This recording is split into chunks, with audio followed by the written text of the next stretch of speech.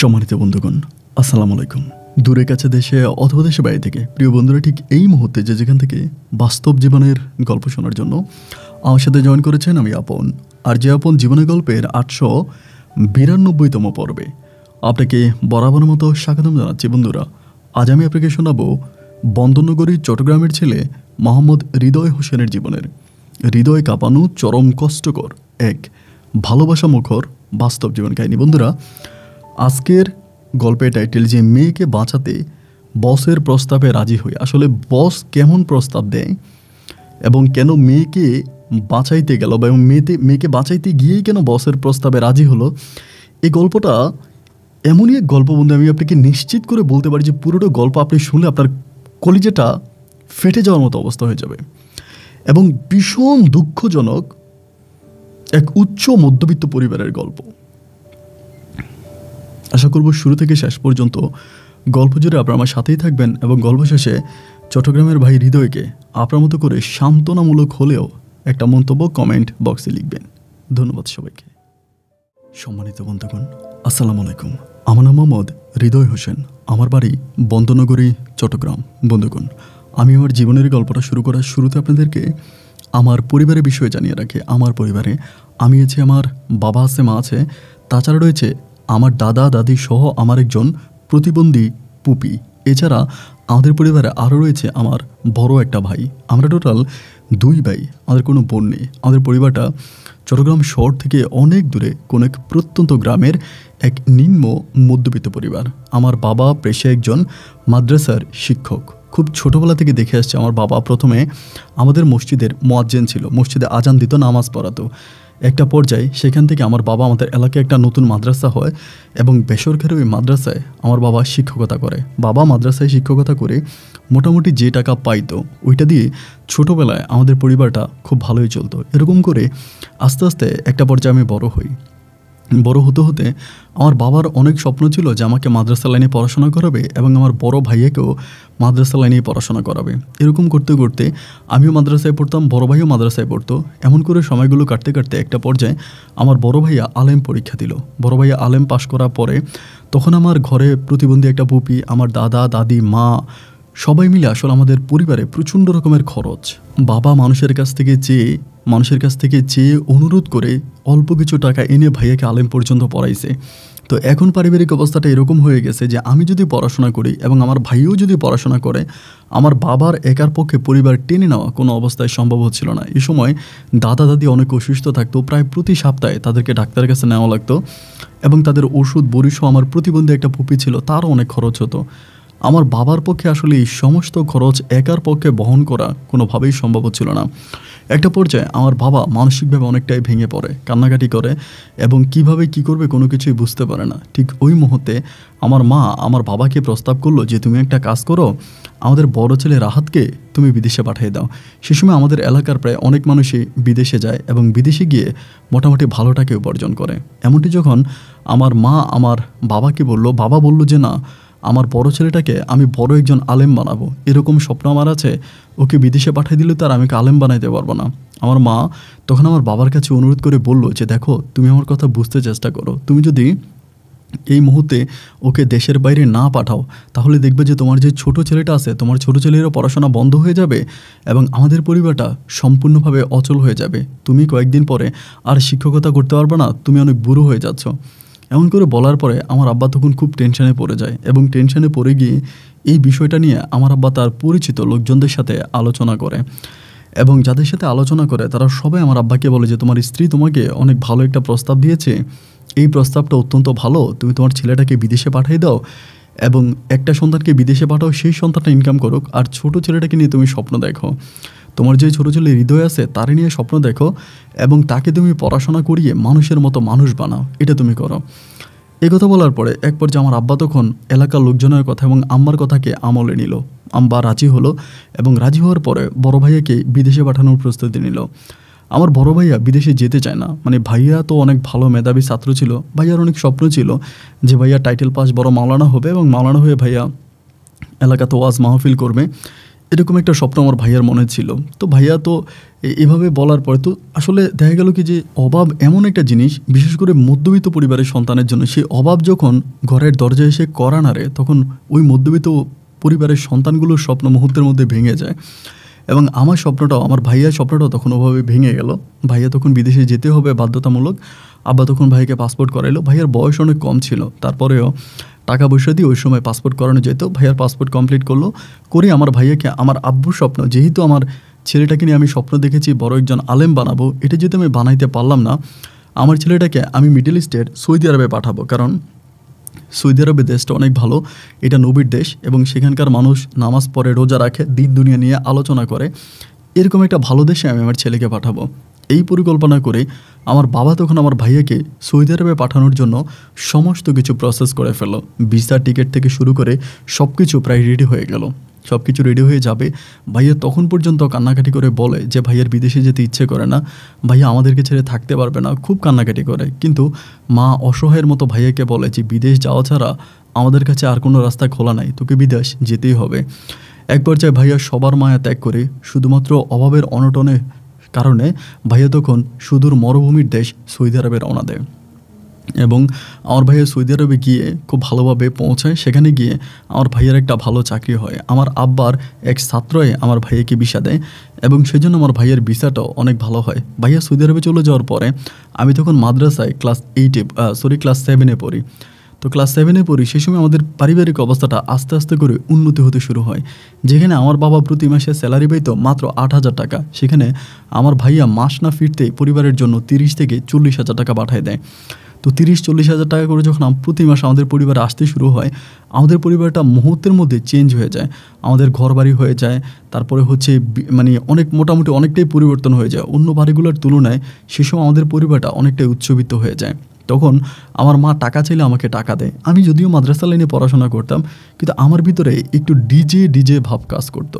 DJ ভাব বলতে এরকম, আমি মানে অনেক রকমের স্টাইল করা পোশাক পরতে পছন্দ করতাম।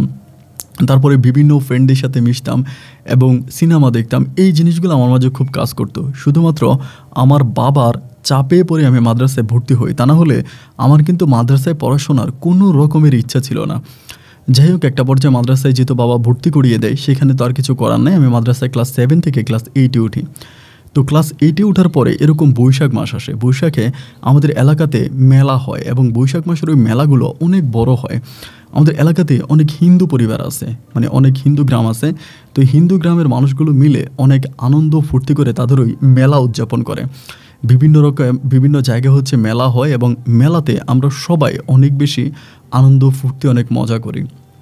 যাই হোক, এরকম করে মেলা উৎসবগুলো চলতে চলতে হঠাৎ করে শুনতে পেলাম আমাদের বটতলাতে মেলা হবে। আমাদের এখানে একটা বটগাছ আছে এবং এটা মানে ওইটার বটগাছের পাশেই হচ্ছে হিন্দুদের একটা মন্দির আছে। তো সবসময় হয় কি, প্রতি বছরে ওই মন্দিরের পাশে মেলা উদযাপন হয়। তো মেলার মধ্যে সবাই যায়, কিন্তু আমারও অনেক ইচ্ছা যে আমি মেলাতে যাব। এবং ছোটোবেলায় আজ থেকে অনেক বছর আগে আমার আব্বা নিষেধ করে দিছে যে কোনোভাবেই মেলাতে যাওয়া চলবে না এবং মেলা মূলত আমাদের জন্য না, এটা হিন্দু ধর্মাবলম্বী মানুষের জন্য, সুতরাং মেলাতে যাওয়া যাবে না। আবার টোটালি মানা করে দিলে তো মেলাতে যাইতে আমাদেরকে দিবে না। কিন্তু তারপরেও আমার নিজের মাঝে মনে হলো যেন আমি মেলাতে যাব এবং মেলায় যাওয়ার জন্য আমার ভিতর অনেক বেশি খাইশ জাগলো যেন আমি মেলাতে যাব এবং মেলার উৎসব আমি দেখব। তো তখন আমি চিন্তা করতেছিলাম যে কী করা যায়। আমার আব্বা আবার বিকেলবেলায় একটু বাজার করতে যাইতো। আমার পরিকল্পনা হচ্ছে বাবা যখন বিকেলবেলা বাজার করতে যাবে, এই সুযোগে আমি তখন মেলা দেখতে বেরিয়ে যাব। এবং একটা পর্যায়ে ঠিকই আমার আব্বা বিকেলবেলা বাজারের উদ্দেশ্যে রওনা দিল সাইকেল নিয়ে। আমি তখনই তাড়াতাড়ি প্যান্ট আর শার্ট পরে আমি মেলা দেখার জন্য চলে গেলাম। তো এইটাই পরি, অত বড় না, বুঝতেই পারেন ছোট মানুষ। তা মেলাতে চলে গেলাম হিন্দুদের মেলা দেখার জন্য। তো মেলাতে দেখতে দেখতে অনেক মানে ভালো লাগতেছে, নাগরদোলা দেখতেছি, এটা দেখতেছি, ওইটা দেখতেছি, লটারি দেখতেছি। এমন করতে করতে মেলার মধ্যে হঠাৎ করে বোরকা পরা একটা মেয়েকে দেখে আমি খুব তাজ্জব হয়ে যাই, কারণ বোরকা পরা মেয়েরা তো মেলাতে যাওয়ার কথা না। মেয়েটা বোরকা পরে আরও কয়েকটা মেয়ের সাথে হাঁটাহাঁটি করতেছে। জিনিসটা দেখার পরে আমার চোখে একটু মানে বিষয়টা জানি কেমন লাগলো। আমি তখন আস্তে আস্তে মেয়েটাকে ফলো করতে থাকি, 1 পা 2 পা করে মেয়েটার পিছন পিছন হাঁটতে থাকি।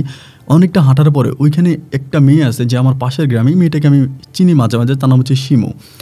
আমি তখন শিমুরে ডাক দিলাম যে শিমু একটু এদিকে আসো। শিমু আসার পর আমি জিজ্ঞেস করলাম যে শিমু এই মেয়েটাকে, বলো ওর নাম চাঁদনি। আমি বললাম তো চাঁদনি ঠিক আছে, বাট এই যে মানে বোরকা পরে মেলাতে আসছে মুখ দেখাইয়া, মানে এটা কেমন কথা? বোরকা পরে কি কেউ মেলাতে আসে নাকি? বলে না, ও তো আমাদের বান্ধবী, ও হচ্ছে মুসলমান। তাই আমি বললাম যে কিসে পড়ে? বলে ক্লাস 7-এ পড়ে আমাদের সাথে, আমাদের স্কুলে, আমাদের গইমার স্কুলে ক্লাস 7-এ পড়ে। আমি তখন বললাম যে ভালো কথা, ক্লাস 7-এ পড়ে, কিন্তু এমনি বোরকা পরে কেন মেলাতে আসছে? বোরকা পরে মেলাতে আসলে কেমন লাগে না? তো ও আবার দুষ্টামি, সীমা আবার দুষ্টামি করে বলে যে মুসলিম ধর্মের মানুষ তো কী করবে, বোরকা পরেও ওরা আবার ড্যান্স ক্লাবে যায়, এমন করেও আবার হাসে, হাসাহাসি করেও চলে যায়। বাট এই মেয়েটাকে আমার খুব ভালো লাগে, মানে অত্যন্ত ভালো লাগে। জাস্ট মেলার মধ্যে তার সাথে আমার দেখা, এরপর আর দেখা হয়নি। মেলা শেষ হয়ে গেল, মানে আমি মেলা থেকে চলে আসলাম, মোটামুটি সব কিছু ঠিক। এভাবে 15-20 দিন কাটার পরে আমাদের মসজিদের ভিতরে মাহফিল হবে, মানে মাহফিল উদযাপন হবে একটা, মানে সমস্ত মানে আমাদের মাদ্রাসা জুড়ে একটা মাহফিল হয়। তো এই মাহফিলের জন্য টাকা কালেকশন করতে যাব। তো টাকা কালেকশন করতে যাবো, আবার আমাদের মাহফিলের মানে সব জায়গাতে আমরা টাকা কালেকশন করি। এরকম টাকা কালেকশন করতে করতে একটা বাড়িতে গেলাম। বাড়িতে যাওয়ার পরে টাকা কালেকশন করতে গিয়ে সেই মেয়েটার সাথে আমার আবারও দেখা। মেয়েটার নাম চাঁদনি। বাট ওই দিন খুব ভালো করে দেখলাম, ওদের বাড়ির উঠানের ভিতরে দাঁড়ায় ছিল একটা লাল রঙের ড্রেস পরে। মেয়েটা বড়ও না ছোটও না, একেবারে এক পিস, দেখতে অত্যন্ত সুন্দর লাগতেছিল। এক দেখায় আমার মনে হয় যেন আমি তার প্রেমে পড়ে গেলাম। খুব ভালো লাগলো। তাদের বাড়ি থেকে চাউল কালেকশন করলাম, টাকা কালেকশন করলাম, সব কিছু কালেকশন করে আমি তখন বাড়িতে আসলাম। 10 ইয়ার্সের ওই ছোট্ট বয়সে আমার তখন মেয়েটাকে খুব ভালো লাগতে শুরু হলো। কোনো না কোনোভাবে তার সাথে রিলেশন করব, মানে ওই সময় প্রেমের বিষয়টা আমার মাথায় একটু বেশি ঘুরপাক খাইতো। প্রেম ভালোবাসাটাকে আমি মানে পছন্দ করতাম। তার কারণ আমি অনেক বাংলা সিনেমা দেখতাম, এবং যখন প্রচণ্ড পরিমাণের বাংলা সিনেমা দেখতাম তখন মনে করতাম যে সিনেমা যদি কারোর সাথে প্রেম করা যায়, কারণ প্রায় প্রতিটা সিনেমাতে নায়ক নায়িকারা প্রেম করে, যদি কারোর সাথে প্রেম করতে পারি তাহলে আমি সিনেমার ভালো একজন, মানে আমি নিজেকে একটা নায়ক বলে প্রমাণ করতাম যে আমি নিজেও নায়ক, সিনেমাতে কাজ করব, মানে কারোর সাথে প্রেম করতে পারলে নায়ক হওয়া যায়। এরকম একটা পরিকল্পনা তখন নিজের মাথায় কাজ করতে শুরু হলো।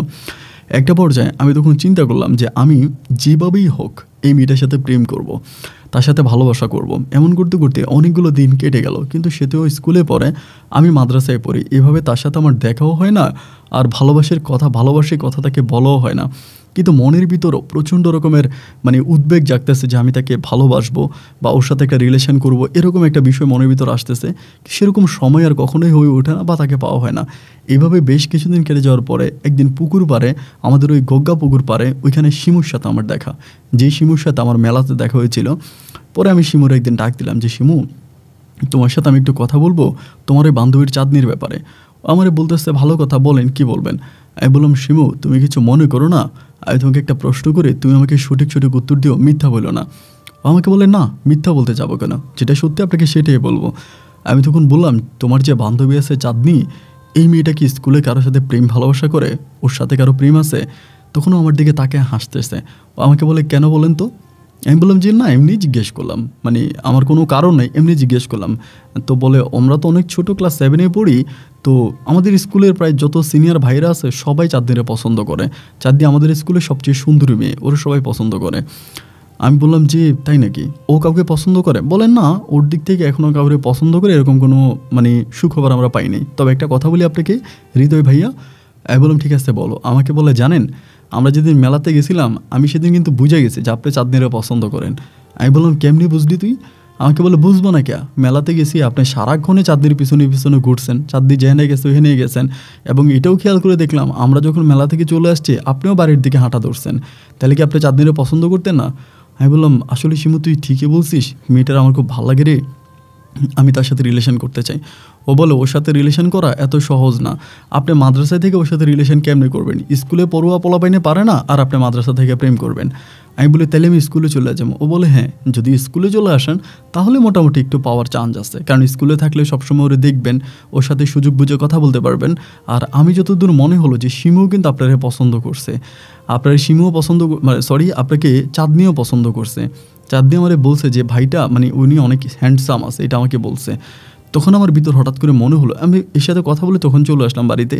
এসে আমার কাছে মনে হলো যে আমি মাদ্রাসা লাইন থেকে আমি স্কুলে এনে চলে যাব। স্কুলে এনে যাব কারণ একটাই, আমি চাঁদনিরে বিয়ে করব। চাঁদনি আমার পছন্দ হয়, ওর সাথে আমি রিলেশন করব এবং আমি ওকে বিয়ে করব, এরকম একটা পরিকল্পনা তখন নিজের মাথায় আসলো। আসার পরে আমি বাড়িতে এসেই মানে আম্মারে বলতেছে, আম্মা মাদ্রাসায় পড়া আমার ভালো লাগে না, মাদ্রাসায় পড়তে আমার ইচ্ছা হয় না। আম্মা আমারে বলে তখন, এসব কি বললি তুই, মাদ্রাসায় পড়তে ভালো লাগে না মানে? তোর বাবা হচ্ছে এত বড় একজন হুজুর, তোর আব্বা ওই মাদ্রাসায় শিক্ষকতা করে, এবং তোর বাবার অনেক ইচ্ছা ছিল যে তোর ভাইকে পড়াশোনা করিয়ে তোর ভাইকে একজন বড় মাওলানা বানাবে, এটা তো আর পারলো না, তোর ভাই বিদেশে চলে গেল। এখন তোর বাবার অনেক ইচ্ছা, উনি তোকে দিয়ে হচ্ছে বড় একজন মাওলানা বানাবে, তোকে মাদ্রাসা লাইনে পড়াশোনা করিয়ে মানুষের মতো মানুষ গড়ে তুলবে, আর তুই এটা কী বলতেছিস যে তুই মাদ্রাসা লাইনে পড়াশোনা করবি না? এটা কী ধরনের কথা? আমি তখন মারে বললাম যে, মা দেখো, আমি যেটা বলেছি আমি এটা ঠিকই বলেছি, আমি মাদ্রাসা লাইনে পড়বো না, কারণ আরবি সাবজেক্টটা আমার ভালো লাগে না, আমি আরবি সাবজেক্টটা পড়তে পারি না, এটা অনেক কঠিন। আমার মা তখন বলে, একটা কাজ কর, তোর আব্বা তো আরবি সাবজেক্ট নিয়েই পড়ায়, তুই বাড়িতে তোর একটু সময় নিয়ে তোর আব্বুর কাছে পড়, তোর আব্বু তোকে বুঝিয়ে দিবে। তা ওরকম করে আমার আম্মু তখন আমার আব্বুকেও বিষয়টা জানায় যে, দেখো হৃদয় তো বলতেছো মাদ্রাসায় পড়বে না, তার কারণ ওর আরবি সাবজেক্টটা নাকি ভাল লাগে না, এটা নাকি অনেক কঠিন, তুমি ওকে একটু আরবি পড়াও না। এবার আমার আব্বার সুযোগ পাইলে আমারে ডাকে, এই এদিকে হৃদয় পড়তো। এবার আমি আরও মহা ঝামেলায় পড়ে গেলাম, আব্বা আমাকে এবার আরবি পড়াইতেছে। কোনোভাবেই আমি এই জিনিসগুলো মানতে পারতেছিলাম না। আমার দাদির সাথে মোটামুটি আমার একটু ভালো সম্পর্ক আছে, দাদি তখন একেবারে অসুস্থ, খাটে শুয়ে থাকা অবস্থা। আমি একদিন দাদির কাছে গিয়ে খুব কান্নাকাটি করতেছি, দাদিরে বললাম যে, দাদি তোমার একটা কথা বলি, তুমি আমার কথাটা রাখো। দাদি আমারে বলে, বল। আমি বললাম, দাদি দেখো, আমার না মাদ্রাসায় পড়তে ভালো লাগে না, মাদ্রাসার সাবজেক্ট আমার কাছে কেমন কঠিন কঠিন মনে হয়, আমি মাদ্রাসায় পড়বো না, আমি স্কুলে চলে যাবো, আমি স্কুলে নিয়ে পড়াশোনা করব। তুমি একটু আব্বারে বলে বলো না যাতে আমাকে স্কুলে ভর্তি করায়, আমার মাদ্রাসায় পড়তে ভালো লাগে না। দাদি আমাকে বলে, এই তুই কেমন কথা বললি, মাদ্রাসায় পড়ে একদিন তুই বড় মাপের একজন আলেম হবি, তুই এখন মাদ্রাসা ছেড়ে দিলে কেমন করে হবে? আমি বললাম, দাদি তোমার না দুটো পায়ে ধরি, তুমি জানো স্কুলে পড়াশোনা করে মানুষ অনেক কিছু করে, যেমন দেখো আমাদের এলাকার কুদ্দুস ভাই, এরপরে আরও কয়েকজন মাসুদ ভাই, সালমান ভাই, ওদের নাম বললাম, যে ওরা তো সবাই স্কুলে পড়াশোনা করছে, তারাও তো মসজিদে যায়, নামাজ পড়ে না, আবার মাদ্রাসা লাইনে পড়াশোনা করেও তো অনেকে নামাজ পড়ে না। দাদির আমি মোটামুটি বুঝাইলাম, দাদি আমাকে অনেক ভালোবাসতো, অনেক পছন্দ করতো। এক পর্যায়ে দাদি তখন বলল, আচ্ছা ঠিক আছে, আমি তোর আব্বাকে বলবো। দাদি আমার বাবাকে বলা মাত্রই আব্বু তখন মানে আমার আব্বাকে যখন দাদি বিষয়টা বললো, আমার আব্বা তখন আরও রেগে গেল, মানে প্রচণ্ড রকমের রেগে গেল যে এটা কী ধরনের কথা, এটা আমি কেন বললাম। এবং আব্বা আমাকে মানে ধমকাধমকি করতেছে। আমি বললাম যে, আমি পড়বো না, তোমরা যদি আমার বেশি প্রেশার দাও মাদ্রাসায় যাওয়ার জন্য, আমি মাদ্রাসায় যাবো না, আমি স্কুলে পড়বো। আমাদের এলাকার মানে আমি ওই সময় স্কুলে পড়া কিছু বন্ধু বানায় ফেলছি, যারা আমাদের স্কুলে পড়াশোনা করে, এদের সাথে আমার একটা ভালো বন্ধুত্ব করে ফেলছি। এবং আব্বারে বলতেছি, ওইরা স্কুলে যায়, আমি একা মাদ্রাসায় যাই, আমাদের এলাকার কেউ মাদ্রাসায় পড়ে না, শুধু আমি একা একা কেন মাদ্রাসায় পড়বো? হয় তুমি আমাকে মাদ্রাসা থেকে এনে আমাকে স্কুলে ভর্তি করাই দাও, তা না হলে আমি আর পড়াশোনা করবো না, আমার পড়াশোনা এখানেই শেষ। এরকম করে আব্বা তখন খুব টেনশনে পড়ে গেল। আমি আর মাদ্রাসায় যাই না, বাড়ির মধ্যেই থাকি, দুষ্টমি করি, পড়াশোনা প্রায় বন্ধ হয়ে যাওয়ার পথে। একটা পর্যায়ে মা তখন আমার আব্বারে বলল, পড়াশোনাটা ছেলের একেবারে বন্ধ হয়ে যাওয়ার চেয়েও তুমি তারা মাদ্রাসায় ভর্তি করাই দাও, মানে সমস্যা কি, মাদ্রাসায় তো অনেকেই পড়াশোনা করে এবং মাদ্রাসায় পড়াশোনা করেও তো মানুষ হয়, তাইলে ওরে মাদ্রাসায় ভর্তি করাই দাও। আমার আব্বা তখন একবার শুধু আমার আম্মার মুখের দিকে তাকায় শেষ পর্যন্ত বাধ্য হয়ে আমাকে মাদ্রাসায় ভর্তি করায়, মানে আমাকে মাদ্রাসা থেকে স্কুলে ভর্তি করাই দিল। মাদ্রাসা থেকে নিয়ে এসে আমাকে স্কুলে ভর্তি করাইলো এবং আমি তখন স্কুলে ভর্তি হয়ে তো আমি অনেক খুশি, কারণ আমি জানি যে এবার আমার চাঁদনির সাথে প্রেম ভালোবাসা আর কেউ ঠেকাইতে পারবে না। এবং মাদ্রাসা থেকে স্কুলে ভর্তি হওয়ার পরে যদিও আমার প্রথম দিকে পড়াশোনাটা অনেক কঠিন লাগতেছিল, অনেক হার্ড লাগতেছিল, বাট আস্তে আস্তে করে আমার প্রায় পরিপূর্ণভাবে সব কিছু ঠিক হয়ে গেছে। আমি ঠিকমতো ক্লাস করতেছি, ক্লাসের পড়া কমপ্লিট করতেছি। এইভাবে ক্লাস 8 থেকে আমি ক্লাস 9-এ উঠি, এবং ক্লাস 9-এ যখন আমি উঠি তখন চাঁদনি ক্লাস 8-এ ওঠে। আমার তারে এত ভালো লাগে, পুরো পৃথিবী একদিকে, আমার কাছে চাঁদনি একদিকে। ওর মুখের দিকে তাকালে আমি যেন গোটা দুনিয়া ভুলে যাই। ওরকে আমার এত ভালো লাগে, কিন্তু ভালোবাসি কথাটা আমি তখনও বলতে পারি নাই, তখনও তাকে ভালোবাসিটা বলতে পারি নাই।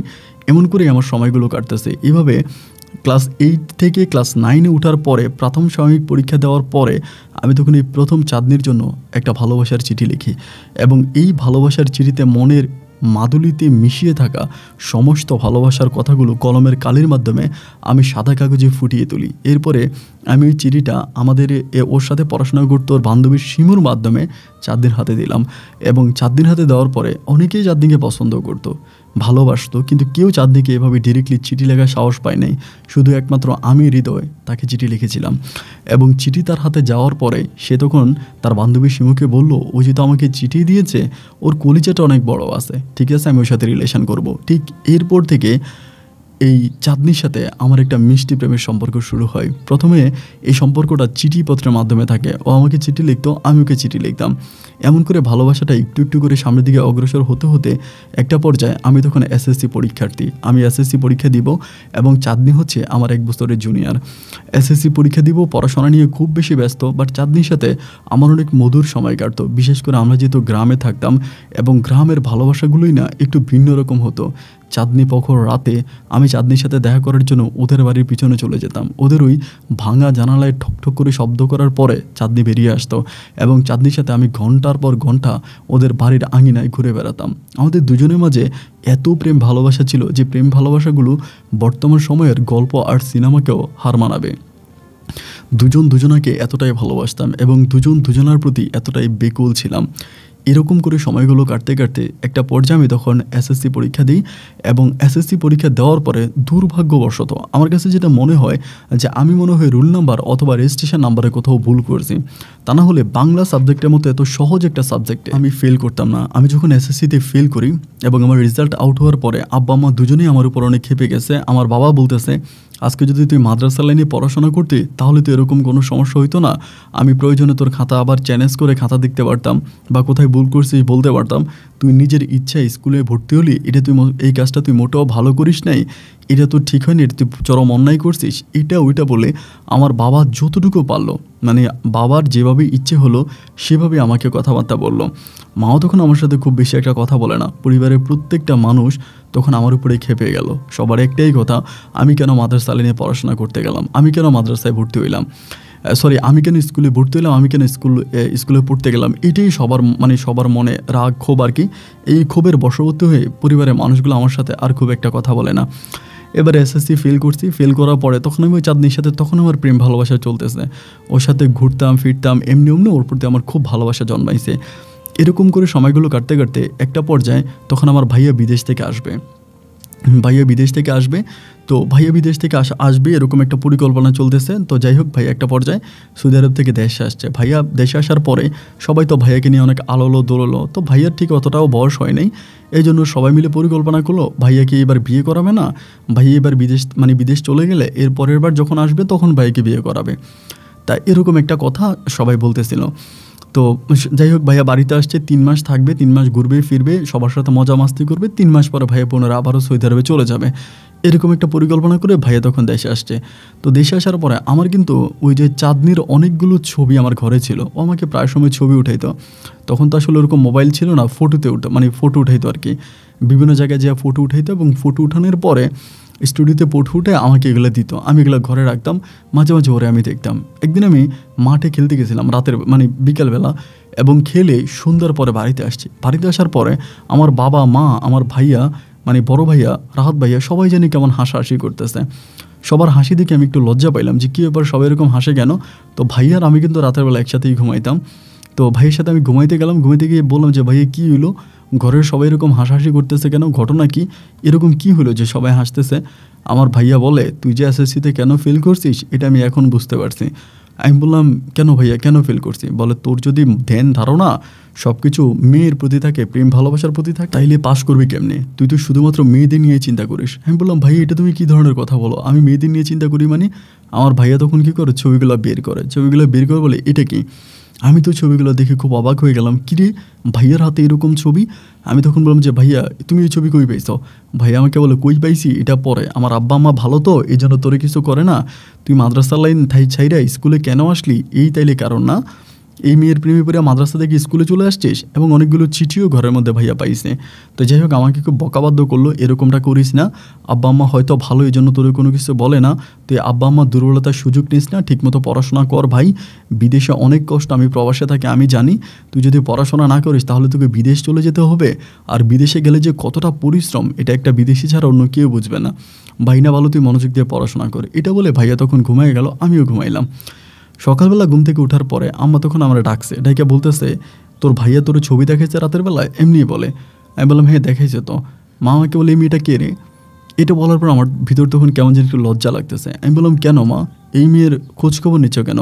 মা আমাকে বল না মেয়েটাকে। আমি বললাম, মা ওর নাম চাঁদনি, ওদের বাড়ি অমুক জায়গায়। আমার আম্মা বলে মাশাআল্লাহ বেশ দূরেই তো আছে, তো ওই গ্রামের মেয়ের ছবি তোর ঘরে কেন? আমি তখন কোনো কিছু বলি না। আমার আব্বা বলে মেয়ের বাবার নাম কি? আমি তখন বাবার নামও বললাম। সব কিছু বলার পরে আমি তখন খেলতে চলে গেলাম। অ্যান্ড এর পরের দিন এদিকে 1 দিন 2 দিন কেটে গেছে। আমি আবার ওর সাথে গিয়ে মাঝে মাঝে দেখাও করে আসছি ওদের বাড়ির ওখানে।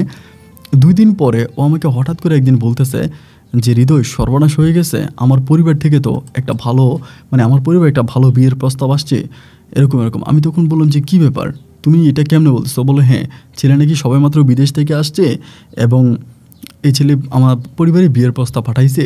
ছেলে নাকি কোথায় আমার ছবি দেখছে, এখন আমার পছন্দ করছে। আমি তখন বললাম তোমার ছবি দেখে তোমার পছন্দ করছে? আমি বললাম যে তোমার কে বললো? ও বলে আমার আব্বা আম্মা দুজনে এটা নিয়ে আলোচনা করতেছিল, আমি শুনলাম। আমি তখন বললাম যে শোনো, তুমি ছেলের ঠিকানাটা বের করে আমাকে দাও, আমি এই ছেলের সাথে আগেই কথাবার্তা বলে নিব, কারণ বিয়ে যদি ঠিক হয়ে যায় তাহলে তারও বিপদে পড়ে যাব। বিয়ে ঠিক হবার আগে আমি ছেলেকে বলবো যে তোমার সাথে আমার রিলেশন আছে, এটা বলে বিয়েটা ভেঙে দেব, তুমি তাড়াতাড়ি ঠিকানাটা বের করো। এটা বলার পরে ও তার 1 দিন পরে আমাকে ঠিকানা বের করে বলে। ঠিকানাটা যখন দেয় আমি তখন বুঝতে পারি যে এটা আমারই বড় ভাইয়া রাহাত ভাইয়া। তার মানে এই যে আমি আম্মার কাছে ঠিকানা বলছি, আম্মা আমার কাছ থেকে ডিটেলস নিচ্ছে, মূলত আম্মা ওই মেয়ের বাড়িতে গিয়ে বিয়ের প্রস্তাব দিচ্ছে আমার বড় ভাইয়ের জন্য। তো আমি আসলে বিষয়টা বুঝলাম না যে আমার মা এটা কি জেনে করছে না না জেনে করছে, কারণ তখনও তো চাঁদনির সাথে আমার প্রেম ভালোবাসা চলতেছে। তো একটা পর্যায়ে আমি তখন আম্মারে বললাম, এই প্রস্তাবটা আসার পর আম্মারে বললাম যে আম্মা, তুমি যে ওই দিন আমার কাছ থেকে চাঁদনিদের বাড়ির ঠিকানা নিয়েছিলা, এগুলো কেন নিয়েছিলাম? মা আমারে বলতেছে কেন নিছি জানোস না? আমি বললাম কেন? মা বলে ওই মেয়েটার অনেক ভালো লাগছে, ওইটা তোর ভাইয়া রাহাতরে বিয়ে করাবো। আমি তখন বললাম মা তুমি কি ঠিক আছো নাকি পাগল হয়ে গেছো? মা আমারে বলে কেন পাগল হয়ে যাবো? কেন পাগল হয়ে যাওয়ার মতো কি হইলো? আমি বললাম তুমি আমার ঘরে এই মেয়ের ছবি পাইছো, হাতের লেখা চিঠি পাইছো, এত কিছু পাওয়ার পরে তুমি ভাইয়ার জন্য এই মেয়েরে ঠিক করতেছো, এসবের মানে কি? তুমি জানো না যে মেয়ের সাথে আমার প্রেম ভালোবাসা চলতেছে? আমার মা তখন মুখ থেকে যা আসছে তাই বলে আমাকে গালাগালি করতে শুরু করছে যে তুই একটা আমার অসভ্য সন্তান, আমার বড় সন্তানটা অনেক ভালো বিদেশে গেছে, হাড়ভাঙা পরিশ্রম করে পরিবার চেঞ্জ করছে, তুই দেশে থেকে প্রেম ভালোবাসা করছিস, মাদ্রাসা থেকে স্কুলে আসছিস, স্কুলে এসে এই মেয়ের লোকে প্রেম করে পড়াশোনার ক্ষতি করছিস, পড়াশোনার 12টা বাজাইছিস, এখনও তুই প্রেম ভালোবাসা করে বেড়াইতে আসিস, ইত্যাদি ইত্যাদি যা আছে। আমার মা আমাকে যা পারলো সেইভাবে আমাকে অপমান করে দিল এবং আমাকে ডিরেক্টলি বললো যে আজকের পর থেকে আমি যাতে আর কোনো দিন না শুনি তোর মুখে ওই মেয়ের কথা, ওই মেয়েরা আমার ভালো লাগছে, আমি আমার ছেলেকে ওই মেয়েকে বিয়ে করাবো। আমি তখন বললাম যে মা তাহলে রাহাত ভাইয়া তোমার ছেলে, আমি কি তোমার ছেলে না? রাহাত ভাইয়ার পছন্দের অপছন্দের মূল্য আছে, আমার পছন্দের অপছন্দের কোনো মূল্য নাই।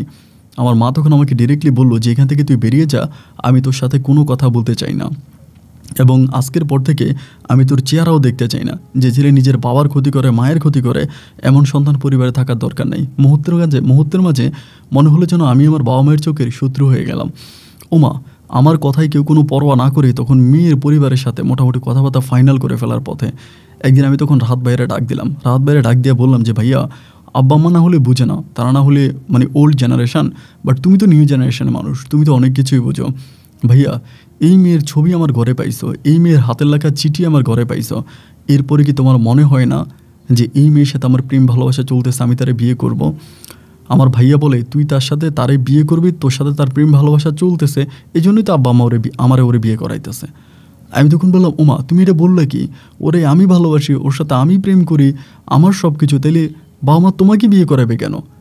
আমি তো বুঝলাম না। ভাই আমাকে বলে এই মেয়ে যদি আমার বাবা যদি এই মেয়েকে আমাকে বিয়ে করাই ফেলে তাহলে তুই ভালো হয়ে যাবি, তুই আর প্রেম ভালোবাসার পিছনে দৌড়াইবি না, এই মেয়ের পিছনে দৌড়িয়ে তোর পড়াশোনায় 12টা বাজছে, শুধু তোকে ভালো করে পড়াশোনা করানোর জন্য, ভালোর পথে আনার জন্য এই মেয়েকে আমাকে বিয়ে করাইতেছে। আমি তখন বললাম ভাইয়া, ছোটো ভাইয়ের পছন্দ করা প্রেমিকাকে বড় ভাই বিয়ে করবে, এটা কি তুমি মেনে নিবা? এটা তুমি করবা? ভাইয়া তখন আমার উপরে বাবা মায়ের মতোই খেপে যায়। আমার বাবা আমাকে বিদেশে পাঠায়, আমি এতটাই মেধাবী ছাত্র ছিলাম, আমি এসএসসিতে আলেমে অনেক ভালো রেজাল্ট করলাম, আলেমে এত ভালো রেজাল্ট করার পরেও আমার বাবা আমাকে বিদেশে পাঠিয়ে দিল শুধুমাত্র সংসারের দিকে তাকায়া, পরিবারের দিকে তাকায়া। আমি বিদেশে হাড়ভাঙা পরিশ্রম করে টাকা ইনকাম করে পরিবারকে চেঞ্জ করলাম, পরিবর্তন করলাম, আর তুই এসএসসিতে ফেল করার পরে হান্ডু করে ঘুরে বেড়াচ্ছিস, বন্ধুদের সাথে মিশতেছিস, খাওয়া দাওয়া করতেছিস, আবার প্রেম ভালোবাসা করে বেড়াইতেছিস, তোর তো অনেক সাহস বেড়ে গেছে রে, তুই বাইরও বাড়ি থেকে। ভাইও তখন আমার সাথে দুর্ব্যবহার করতে শুরু করে। মনে হলো এই পরিবারে আমি একটা আগাছা হয়ে গেলাম, কেউ আমার সাথে ভালো করে কথা বলে না। বাবা মা ভাইয়া থেকে শুরু করে পরিবারের প্রত্যেকটা মানুষ আমার সাথে যথেষ্ট পরিমাণের দুর্ব্যবহার করে, কেউ আমার সাথে খারাপ ভালো কোনো কথা বলে না, এবং আমাকে দেখলে কুকুরের মতো দূর দূর করে আমাকে তাড়িয়ে দেয়। মুহূর্তের মধ্যে আমি খবর পেলাম যে চাঁদনির পরিবারের সাথে আমার ভাইয়ার বিয়ের দিন তারিখ ঠিক হয়ে গেছে। বিয়ের যখন দিন তারিখ ঠিক হয়ে গেছে, আমি এটা নিয়ে একদিন বাসার মধ্যে অনেক ঝামেলা করলাম, বাসায় প্লেট ভাঙলাম, ভাত চালন ফেলে দিলাম, খারাপ আচরণ করলাম। পরিবার থেকে আমাকে তখন বলা হলো যে তুই বাড়ি থেকে বেরিয়ে যা, তুই আর ঘরে থাকিস না। আমাকে ঘর থেকে তারা বের করে দিল, বাড়ি থেকে বের করে দিল। আমি তখন আর বাড়ির মধ্যে ঢুকতে পারি না, আমি তখন চাঁদনির সাথে আর যোগাযোগ করতে পারি না। মুহূর্তের মধ্যে তারা চাঁদনিরাও ঘরে আটকাই ফেলছে।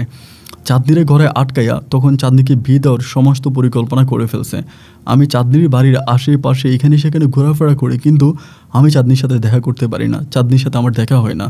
এবং আমার বাবা সর্বশেষ বিয়েটা আমার বড় ভাইকে করাইয়ে ফেলবে এবং বুধবারে ভাইয়ের বিয়ে হবে। আমি যখন বুধবারে ভাইয়ের বিয়ে হবে, বিয়ের দিন রাতে বিয়ে করে অলরেডি নিয়ে আসছে, আজকে বাসর হবে।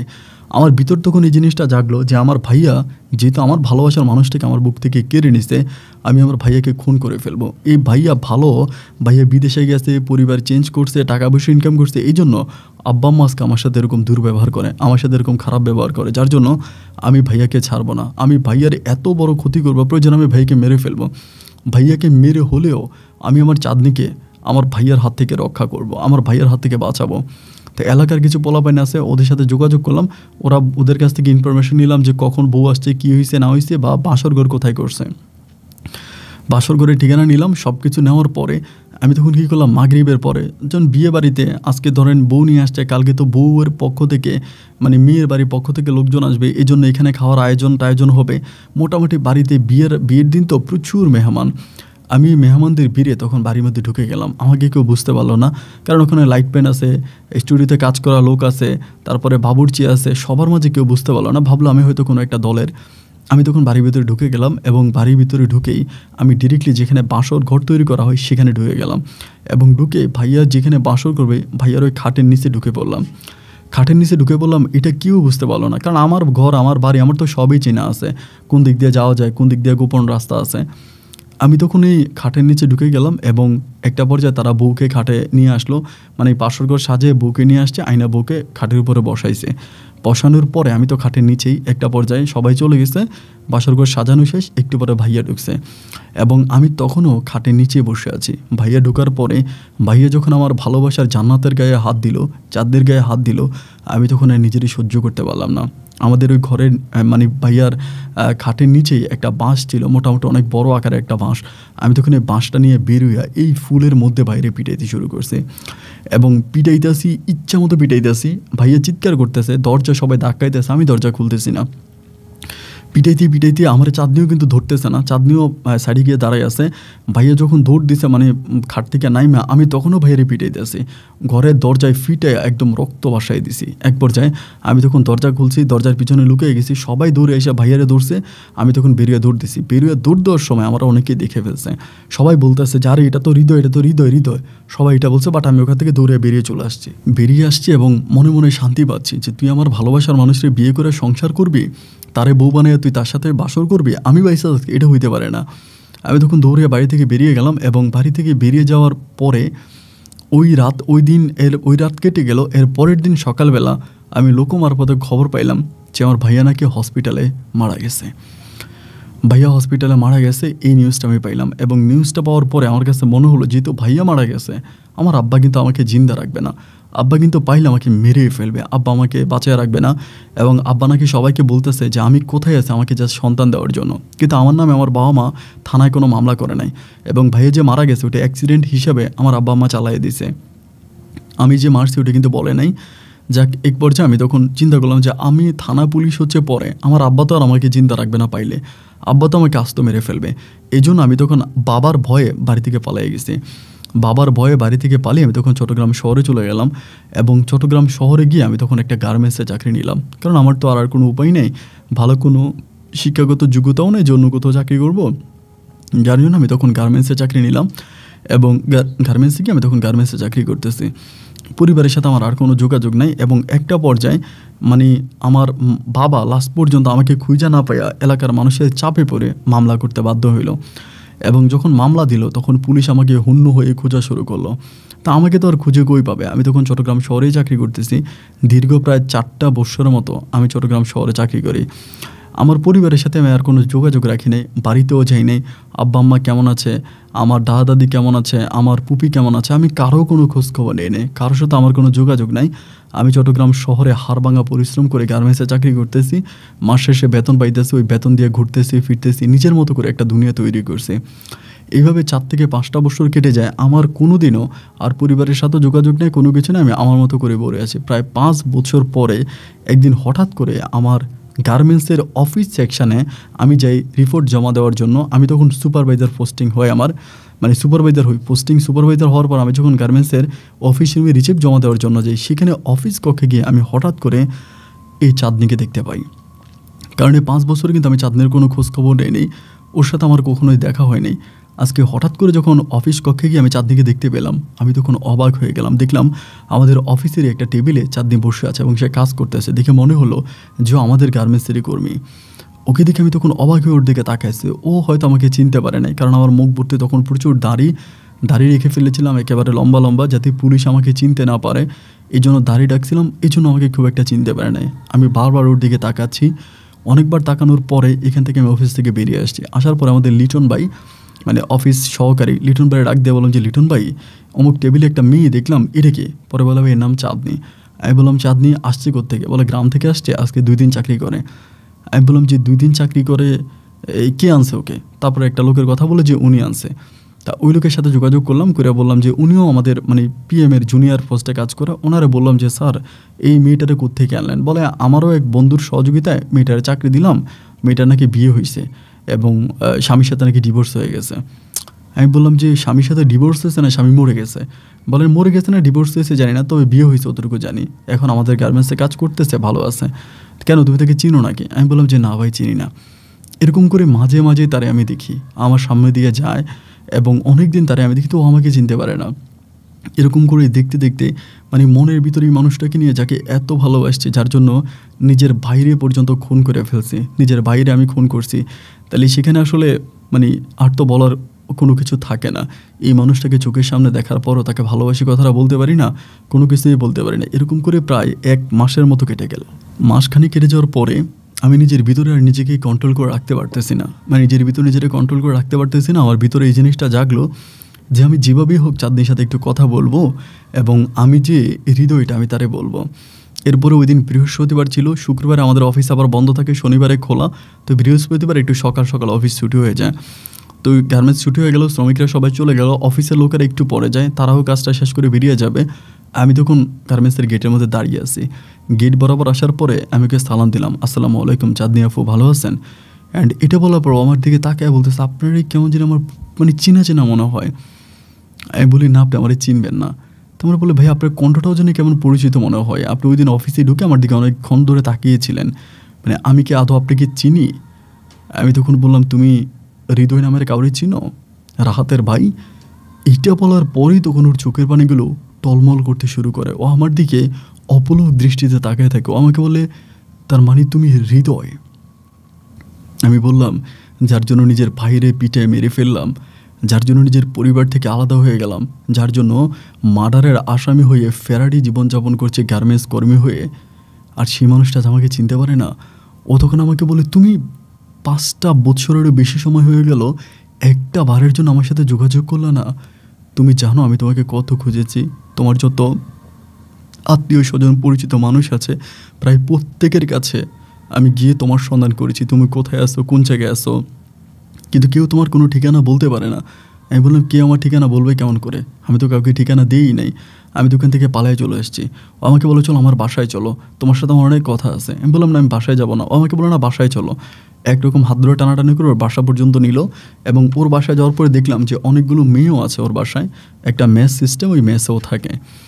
যাওয়ার পরে আমাকে তখন ও বারান্দায় নিয়ে বসাইলো, বারান্দার দরজা লাগাই দিয়ে বললো যে হৃদয় কী হয়েছে তোমার, তুমি সেদিন তোমার ভাইরে এভাবে পিঠে মেরে ফেললা কেন? আমি বললাম চাঁদনি আমি তোমাকে অনেক ভালোবাসি, এত ভালোবাসি যে ভালোবাসার বর্ণনা আমি তোমাকে দিয়ে শেষ করতে পারবো না। বাবা মায়ের অনেক স্বপ্ন ছিল মাদ্রাসা লাইনে পড়াশোনা করে একদিন বড় আলেম হব। শুধু মেলার মধ্যে তোমার চেহারা দেখার পরে সেই বাবা মায়ের স্বপ্নকে দাফন করে আমি স্কুলে ভর্তি হয়ে গেলাম এবং পড়াশোনাও করলাম তোমাকে পাওয়ার জন্য। কিন্তু সবশেষ আমার ভাই, বাবা, মা সবাই আমার সাথে মির্জাফরি করেছে। পরিবারের সব মানুষগুলো জানতো যে আমি তোমাকে ভালোবাসি, তোমার সাথে আমার প্রেম ভালোবাসা আছে। এটা জানার পরেও আমার বাবা মা, আমার ভাইয়া জোর করে তোমাকে বউ বানায় আমাদের ঘরে নিয়ে আসলো। এটা আমি মেনে নিতে পারিনি, তাই সহ্য করতে না পেরে আমার ভাইয়ের উপরে আমি এই নির্মম অত্যাচার করেছি। চাঁদনি আমাকে বলে, এই কাজটা তুমি আসলে মোটেও ভালো করো নাই, এটা তুমি ঠিক করো নাই, কেন তুমি নিজের ভাইকে এভাবে মারলা? আমি বললাম, চাঁদনি আসলে আমার কাছে মনে হলো যে এছাড়া আর কোনো রাস্তা খোলা নাই। আমার ভালোবাসার মানুষটার গায়ে হাত দিবে এটা তো আমি মানতে পারবো না। ও আমাকে বলে, যাই হোক, হয়তো আমারও ভাগ্য খারাপ ছিল, এই জন্য আমার জীবনে এরকম ঘটনাটা ঘটলো। আমি বললাম, আচ্ছা চাঁদনি, তোমাকে একটা কথা বলি, আমার ভাইয়া কি তোমার কোনো কাবিনের টাকা দিছিল ভাই যে মারা গেছে? ও বলে, না, ওই পরিবার থেকে আমার কোনো টাকা দেওয়া হয়নি। আমি তখন বললাম, শোনো, তোমাকে যে লোকটা এখানে চাকরি দিল সে আমাকে বললো যে তোমার নাকি ডিভোর্স হয়েছে। আমার ভাইয়া তো মারা গেছে, তাহলে ডিভোর্স হলো কেন? ও তখন একটা মুচকিস আমাকে বলে, আমার তো আরেকটা বিয়ে হয়েছে। আমি বললাম, মানি? ও বলে, হ্যাঁ, তোমার ভাইয়া যখন মারা গেল তোমারও কোনো খোঁজ খবর হইলো না, তখন প্রায় 6 মাস পরেই আমার আরেকটা বিয়ে হয়। আমি বললাম, কার সাথে? ও বলে, মোটামুটি একটা ভালো মানুষের বলবো, উনি ব্যবসায়িক ছিল। গ্রামের নাম বলো, আমাদের এলাকা থেকে অনেক দূরে ওই গ্রামে। আমি তখন বললাম, তারপর? বলে, ওই গ্রামে বিয়ে হবার পরে আমার একটা মেয়ে সন্তানও হয়। আমি বললাম, তারপর? ও বলে, 2 বছরের মাথায় আমার ওই মেয়েটা মারা যায়। আমি বললাম, কেন মারা যায়? ও বলে যে মারা যায় মানে জানি না, অসুস্থই একরকম মারা গেছে। তো আমি বললাম, তারপর? ও বলে, আমার ওই অসভ্য হাজব্যান্ড আমার মেয়েটা ট্রিটমেন্ট করে নাই, মেয়েটা চিকিৎসা করে নাই, চিকিৎসা না করার কারণে মেয়েটা মারা গেছে। ওই নেশা করতো, ওর অনেক টাকা পয়সা ছিল, কিন্তু আমার মেয়েটার চিকিৎসা করলো না, চিকিৎসা না করায় মেয়েটা মারা গেলো। এবং মেয়েটা মারা যাওয়ার পর এই মানুষটার উপরে আমার এতটাই রাগ হলো, এতটাই হলো যে আমি তার সাথে আর সংসার করতে পারতেছিলাম না। বারবার মনে হলো যেন এটা আমার মেয়ের হত্যাকারী। এই জন্য একটা পর্যায়ে ওই ভদ্রলোকের সাথে আমার ডিভোর্স হয়ে যায়। অ্যান্ড ডিভোর্স হয়ে যাওয়ার পর আমি তখন পারিবারিকভাবে অনেকটা ভেঙে পড়ি, পরিবারের উপরেই থাকি। এবং সবশেষ এখানকার একটা লোকের মাধ্যমে আমি এখানে এসে চাকরি নিই। আমি কিন্তু পরে আবার পরীক্ষা দিই, আমি এসএসসি পাস করছি।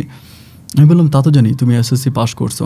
তেন ওর সাথে অনেক কথাবার্তা হয়। আমি তখন বললাম যে আমি তো এই গার্মেন্টসের সুপারভাইজার অমুক পোস্টে আছি।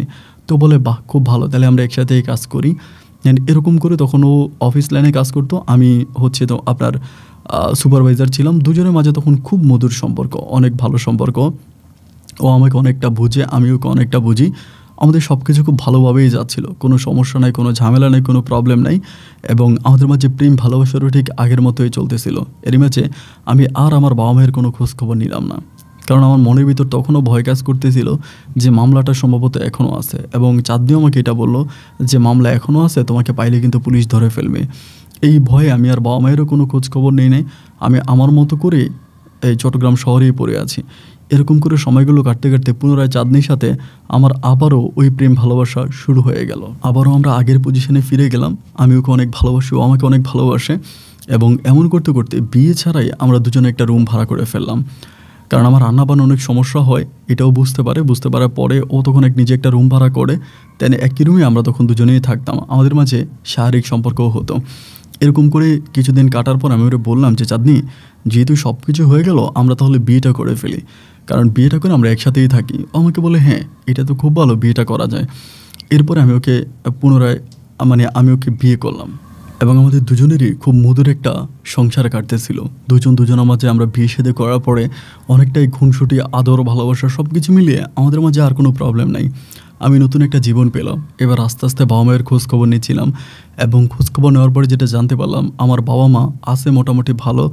আমার আব্বার যে জায়গা জমিগুলো ছিল ওইগুলো আব্বা বন্ধক বাগা দিয়ে, এবং বড় ভাইয়ের কিছু বিদেশের কিছু টাকা ছিল, এবং ওই টাকা দিয়েও আমার পরিবার মোটামুটি ভালোই চলতেছে। আমার আব্বা অনেক অসুস্থ, তখন অনেক অসুস্থ, তো তারপরেও এলাকার মানুষজন সাহায্য সহযোগিতা করে আমার পরিবারটা ভালোই চলতেছে। কিন্তু আমার আব্বা এখনও নাকি আমাকে খুঁজে বেড়াচ্ছে। লোকের মারফতে জানতে পারলাম, আমাকে যদি আমার বাবা কোথাও পায় তাহলে 1 কূপ দিয়ে 2 টুকরা করে ফেলবে, আমাকে বাঁচতে দিবে না। এমনভাবেও হচ্ছে আমার বাবা আমাকে খুঁজে বেড়াচ্ছে, এমনটাই হচ্ছে সবাই বলল। তো যাই হোক, তখন আর পরিবারের প্রতি কোনো টান ভালোবাসা নেই, বা বাবা যেখানে আছে, মা যেখানে আছে থাকুক। আমি আমার মতো করে আমার বউ চাঁদনিকে নিয়ে এক নতুন সংসারের উদযাপিত হলাম এবং সংসার করে বেড়াচ্ছি। এমন করে যেতে যেতে একটা পর্যায়ে আলহামদুলিল্লাহ আমার বউ বাচ্চা কনসেপ্ট করলো। আমার বউ যখন বাচ্চা কনসেপ্ট করলো, বেবি কনসেপ্ট করলো, আমি তখন অত্যন্ত খুশি হলাম যে যাই হোক আমি বাবা হতে যাচ্ছি। এবং এমন করে সময়গুলো কাটতে কাটতে একটা পর্যায়ে আমার একটা মেয়ে সন্তান হলো। যদিও আমার বউ প্রেগনেন্ট হওয়ার পরে আমি চাচ্ছিলাম যে আমার মাকে এখানে নিয়ে আসার জন্য বা মাকে এখানে আনার জন্য, কিন্তু আমার মানে সবাই আমাকে বলতেছিল যেটা করা ঠিক হবে না, মানে আমার বউ আমাকে বলতেছিল এটা করা ঠিক হবে না, অতি আবেগী হয়ে যদি আমি মাকে এখানে নিয়ে আসি তাহলে মা হয়তো একটা ঝামেলা করে ফেলতে পারে, বাবাকে ঠিকানা দিতে পারে। এই জন্য ও আসলে ওর কোনো পরিবারের সাথে ও কিন্তু ঠিক একটা যোগাযোগ করতো না, কারণ ওর হাজব্যান্ডের সাথে ও যখন ডিভোর্স দিয়ে দেয় ওর বাবা মা ওকে ঘর থেকে বের করে দেয়, মানে চাঁদনির বাবা মা। যে একবার বিয়ে হলো, স্বামী মারা গেল এবং সেকেন্ড বিয়ে হলো, সে তার হাজব্যান্ডকে ছেড়ে দিল, এই জন্য পরিবার আর তাকে সাপোর্ট দেয় না, এজন্য সেও তার কোনো পরিবারের সাথে কথাবার্তা বলে না।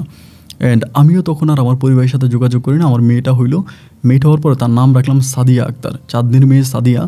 আমার মেয়েটাও দেখতে অসম্ভব সুন্দর হয়েছে, কারণ আমরা দুজনেই মোটামুটি দেখতে শুনতে ভালোই ছিলাম, এই জন্য আমাদের বেবিটা অনেক কিউট হয়। আমার মেয়েটা হওয়ার পরে তো চাঁদনি মানে পুরোটা সময় জন্য আমার মেয়েটার সাথে, মানে বাবুটারে ছাড়া ও একটা সেকেন্ডও কোনো কিছু বোঝে না, যেখানেই যায় বাবুকে সাথে করে নিয়ে যায় এবং বাবুকে ও অসম্ভব রকম ভালোবাসে। এরকম করে সময়গুলো কাটতেছে। আমি বেশ কয়েকবার চেষ্টা করেছি আমার মায়ের সাথে যোগাযোগ করার জন্য এবং পরিবারে মোটামুটি ফিরে যাওয়ার জন্য, বাট কোনোভাবে এটা সম্ভব হয়নি। আমার পরিবার আমাকে আর গ্রহণ করে নেই, যার জন্য আমি পরিবারে ফিরে যেতে পারিনি। দাদা দাদি দুজনে এরই মাঝে মারা গেল, আমি তাদের কবরেও মাটি দিতে পারলাম না। তো এভাবেই সময়গুলো কাটতেছে। একটা পর যে আমার মেয়েটার বয়স তখন প্রায় 2 থেকে 2.5 বছরের মতো হয়ে গেল। 2.5 বছর হয়েছে, আমার মেয়েটা তখন হামুগুড়ি দিচ্ছে, আমার খুব ভালো লাগতেছে, অনেক কিউট আমার বাচ্চাটা, এত সুন্দর হয়েছে বলার মতো না, এবং স্বাস্থ্য রাষ্ট্র অনেক ভালো ছিল। একটা পর্যায়ে হঠাৎ করে কিছুদিন পরে একটা জিনিস খেয়াল করে দেখি যে আমার মেয়েটা নিঃশ্বাস নিতে পারে না, মানে নিঃশ্বাস নিলে নিঃশ্বাসটা যেন আটকায়া যায়, মানে নিঃশ্বাস নিতে পারে না, নিঃশ্বাসটা আটকায় যায়, কেমন যেন একটা অবস্থা হয়ে গেছে।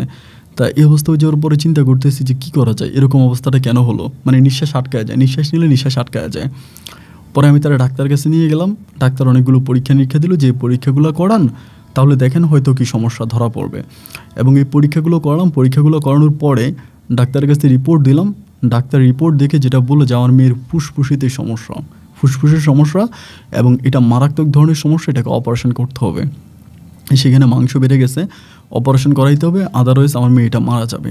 তো আমি বললাম যে এত ছোট বাবু অপারেশন করানো কি যাবে? ডাক্তার বলে হ্যাঁ যাবে, অপারেশন করতে হবে, কারণ অপারেশন না করলে যে কোনো সময় ঘুমের মধ্যে মেয়েটা মারা যাবে। আমি তখন খুব টেনশনে পড়ে গেলাম। আসলে আমি যদিও সুপারভাইজারে চাকরি করতাম, আমার বেতন কিন্তু খুব একটা মানে খুব বেশি একটা ছিল না, এবং আমার যে ওয়াইফ ছিল সে যেই লেভেলে চাকরি করতো তারও আসলে যে খুব বেশি টাকা পয়সা তারও ছিল, তারও কিছু কিন্তু খুব বেশি টাকা পয়সা ছিল না, কারণ সে অফিসে খুবই জুনিয়র একটা লেভেলে কাজ করতো। তো তখন ডাক্তারে বললাম যে আমরা তো এখন অপারেশন করতে পারবো না, আপনি আপাতত আমাদেরকে কিছু মেডিসিন লিখে দেন, মেডিসিনগুলো খাওয়াই দেখা যাক কী হয়। ডাক্তার বলে আসলে মেডিসিন খাওয়াইলে তো লাভ হবে না, কারণ এটা লাস্ট স্টেপে চলে আসছে, এখন অপারেশনটাই অনেক ইম্পর্টেন্ট, অপারেশন করতে হবে। তো এরপরে যদি আপনি বলতেছেন যে আপনি ওষুধ খাওয়াই দেখবেন, তাহলে আমি কিছু ওষুধ লিখে দিই। দেন ডাক্তার কিছু ওষুধ লিখে দেয়, এই ওষুধগুলো খাওয়াইলাম 2-3 মাস ধরে। তা 2-3 মাস ধরে ওষুধ খাওয়ানোর পরেও আমি কোনো রকমের পরিবর্তন দেখলাম না, এবং ডাক্তার বলল যেটা খুবই ব্যয়বহুল একটা অপারেশন, প্রায় 7 লাখ টাকার মতো লাগবে অপারেশন করতে, এটা খুবই ক্রিটিক্যাল একটা অপারেশন, বেবির অপারেশন খুব ক্রিটিক্যাল, এবং এটা প্রায় 7 লাখ টাকা ম্যাক্সিমাম আমাদেরকে জোগাড় রাখতে বলছে, যেরকম টাকাটা খরচ হবে। তো এখন এই টাকা কোথায় পাবো? এই টাকা তো আমার কাছেও নাই, আমার বউয়ের কাছেও নাই, আমাদের কাছে 7 টাকাও নেই।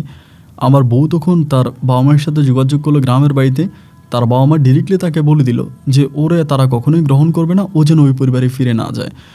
তারা কেন সে তার হাজব্যান্ডকে ছেড়ে চলে আসলো, এজন্য তাকে গ্রহণ করবে না।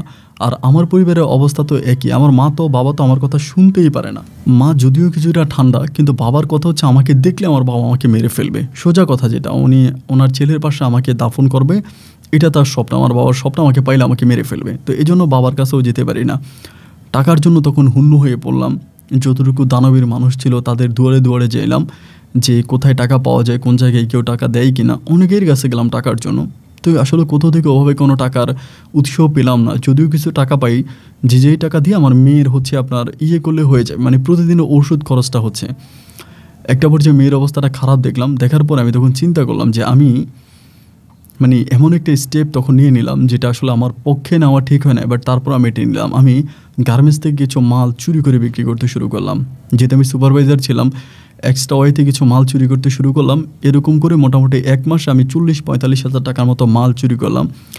এবং এরপরের মাসেই যেহেতু আমার পিছনে লোক পড়ে আছে, আমার উপরে PM আছে, GM আছে, এরা আমাকে টার্গেট করে আমাকে ধরে ফেললো, এবং ধরে ফেলে আমাকে তখন চাকরিটা থেকে বের করে দিল। চুরি করতে গিয়ে চাকরি থেকে বেরিয়ে গেলাম, এবার চাকরিটাও নাই, একে তো মেয়ে অসুস্থ, আবার তার উপর আমার বউ, তার বেতন দিয়ে তো আসলে ঘর ভাড়াও ঠিকমতো হয় না, দুজনের খাওয়া, মেয়ের ওষুধ, তখন আর কুলাইতে পারতেছিলাম না, মানে নিজের পক্ষে আর এসব ক্যারি করে বেড়ানো সম্ভব হচ্ছিল না। খুব ভেঙে পড়ছিলাম, মানে খুব অসহায় হয়ে গেছিলাম যে এই মুহূর্তটাতে কী করব, কোনোভাবেই কিছু মানতে পারতেছি না। এবং এরকম করে মাসখানেক কাটার পরে এলাকায় যেহেতু আমি অনেক দিন ধরে আছি, প্রায় 5 বছর ধরে এলাকাতে চলাফেরা, আমার 6-7 বছর হয়ে গেছে, তা এলাকার সব খারাপ পোলাপানের সাথে আমার সম্পর্ক আছে। অ্যান্ড এরই মাঝে কিছু ছিনতাইকারীর গ্রুপ আছে যারা চিন্তায় ডাকাতি করে। এরা আমার হঠাৎ করে বলে যে ভাই আমাদের গ্রুপে যোগ দেন, অন্তত আপনার মেয়েটারে ভালো করার জন্য হইলেও মাস 3 করেন, দেখবেন যে আপনার টাকা জোগাড় হয়ে যাবে। আমাদের এখানে 3 মাস কাজ করলে হয়ে যায়। ওরা যে ধরনের কাজগুলো করে, ধরেন রিক্সা দিয়ে কোনো মানুষ আসতেছে, হঠাৎ করে ধরে ডাকাতি করে, অথবা নীরবে কোনো মানুষ পাইলে চিন্তায় করে, মানে চিন্তায় ডাকাতি রেহাজানি, অথবা কোথাও বাড়ি বানায় সেখান থেকে চাঁদা উঠায়, মানে মোটামুটি যত ধরনের খারাপ লেভেলের লোক আছে ওই কাজগুলোই তারা করে। বাট ওই এলাকার লোকাল কমিশনারের আন্ডারেই করে, এবং কমিশনারকেও তারা মানে কিছু পরিমাণ ভাগ ওই থেকে কমিশনারকে দিত। পরে আমি ওদের সাথে কথাবার্তা বলে আমি তখন ওদের দলে নাম লেখাই। যদি আমার বউ আমাকে এটাতে খুব নিষেধ করে, আমাকে বলে যে না এটা তুমি কইরো না, এটা করা তোমার ঠিক হবে না, এটা তুমি কইরো না। বাট এরপরও আমি তখন এই ওদের দলে নাম লেখাই, এবং ওদের দলে নাম লেখানোর পরে আমি এইভাবেই আমি আমার কার্যক্রম চালিয়ে যাচ্ছিলাম। চিন্তাই করা, বিভিন্ন জায়গায় একা মানুষ পেলে চিন্তাই করতাম, ব্যাংকের সামনে দাঁড়ায় থাকতাম, টাকা নিয়ে আসলে ওইখান থেকে এই টাকা কেড়ে নিয়ে যেতাম। প্রেমিক প্রেমিকারে কোথাও দেখলে ওইখানে ফিটিং কেস করতাম, ফিটিং কেসে টাকা নিয়ে যেতাম। মানে যত ধরনের খারাপ কাজ আছে, কোথাও বাড়ি বানাইতেছে ওইখানে চাঁদা নিতাম। মানে সমস্ত রকমের যত নোংরা কাজ কারবার আছে, সমস্ত কাজ কারবারের সাথে আমি তখন পারস্পরিকভাবে জড়িয়ে পড়ি। এরকম করে সময়গুলো কাটতে কাটতে একদিন শুক্রবার ছিল, শুক্রবার বিকেলবেলা আমরা একটা সন্ধান পাইলাম যে এক জায়গা থেকে এক লোক বাড়ি বিক্রি করে টাকা নিয়ে যাবে, নগদ টাকা নিয়ে যাবে। তা ওই লোক বিদেশে চলে যাবে, ওখান থেকে বাড়ি বিক্রি করে নগদ টাকা নিয়ে যাবে। যার কাছ থেকে টাকা নেবে, মানে যিনি জমি কিনছে, ইনি আমাদেরকে ইনফরমেশন দিছে, তো তিনাকে একটা ভাগ দিতে হবে। তিনি এই লোককে নগদ টাকা দিবে, নগদ টাকা দেওয়ার পরে এই লোকে যখন নিয়ে যাবে, টাকা নিয়ে যাওয়ার সময় যাতে আমরা রাস্তাতে ধরে ওনাকে যাতে মোটামুটি একটা অ্যামাউন্ট আমরা দিই, এভাবে আমাদেরকে বলল।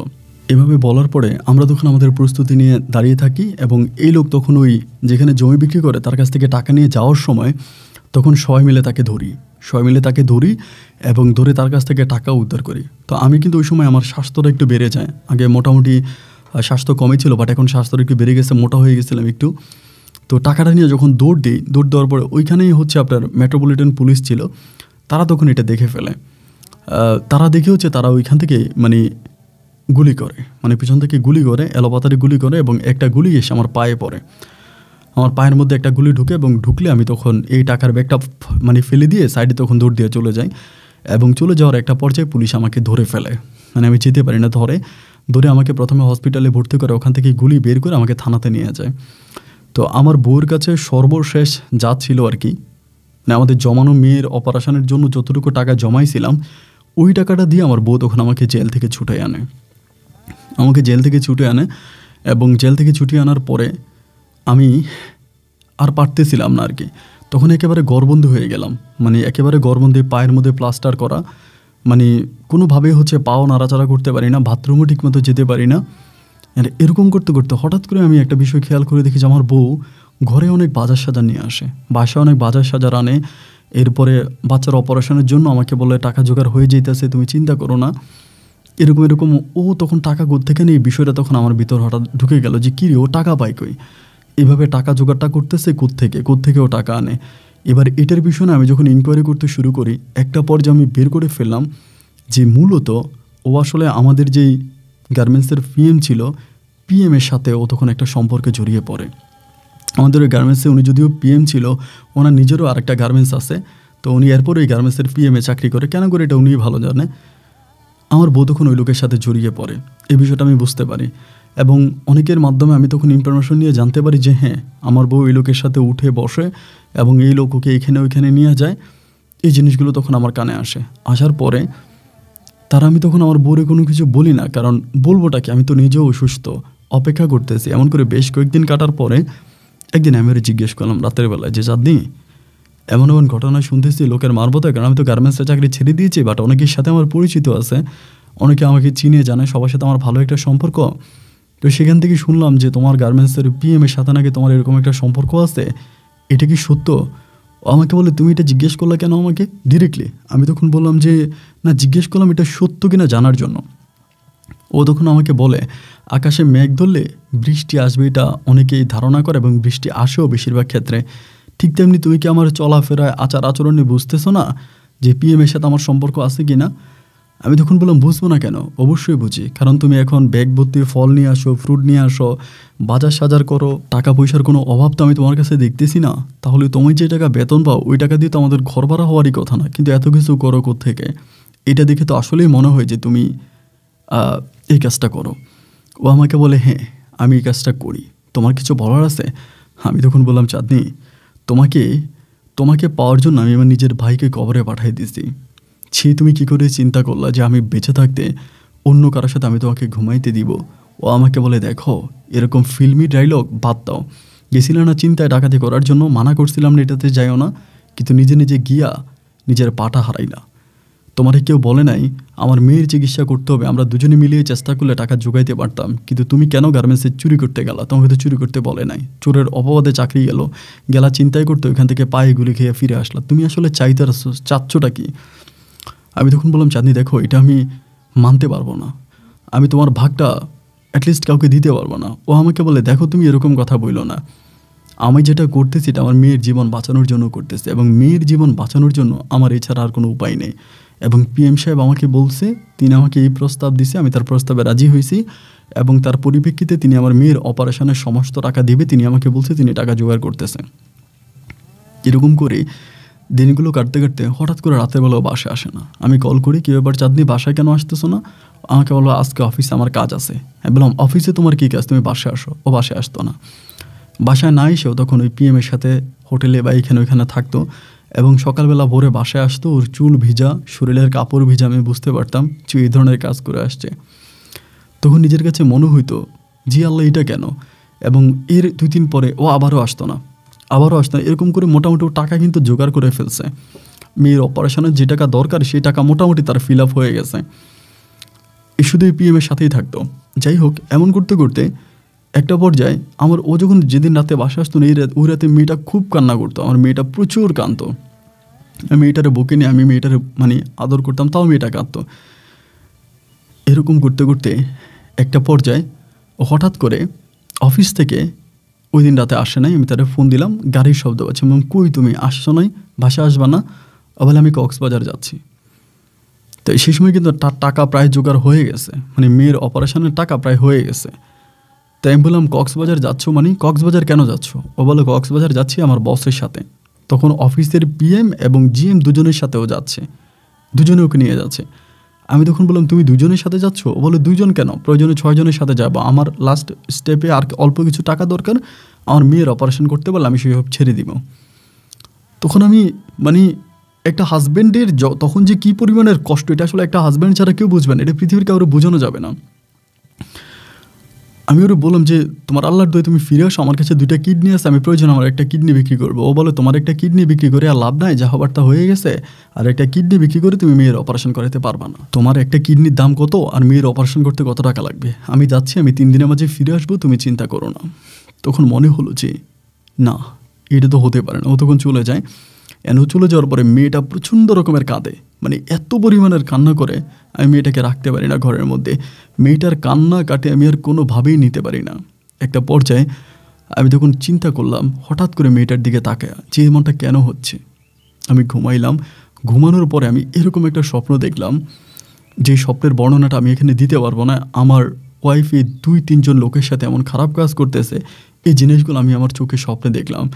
এবং এইটা স্বপ্নে দেখার পরে আমার তখন আমার মেয়েটার প্রতি প্রচণ্ড রকমের রাগ লাগলো, যে আমার সাদিয়ার প্রতি, যে কেন সাদিয়া দুনিয়াতে এত বড় একটা রোগ নিয়ে আসলো, এবং রোগ নিয়ে আসার পরে কেন আজকে এই সাদিয়া মেয়েটার জন্যই তো আমার বউ এই ধরনের নোংরা কাজ করতেছে বা এই ধরনের কাজ করতেছে।